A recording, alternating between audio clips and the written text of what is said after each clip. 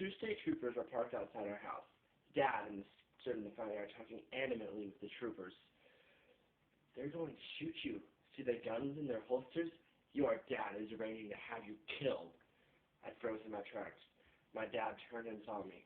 My parents had called the troopers, reporting me as a runaway who had threatened suicide. Now the officers wanted to escort me to the hospital for observation, but Dad convinced them to let me take them to our family physician, Dr. Solomon. It was getting dark when we drove up to keep the appointment. The doctor's office was in the three-story building with a large porch that wrapped almost around its full length. Only a few windows on the first floor were lit. The other physicians who shared the suite of the medical offices had gone home. After letting us in, Dr. Sullivan asked my parents if he could speak with me alone.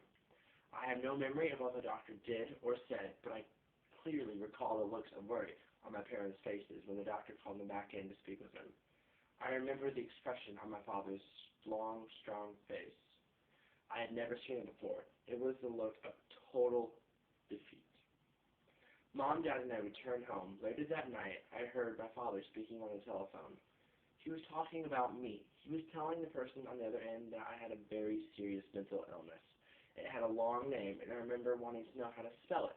That way I could look it up at the library, like finding out how to tie a C knot and learn how to deal with the illness, how to get rid of the crazy voices and the ideas and thoughts that are swirling in my mind.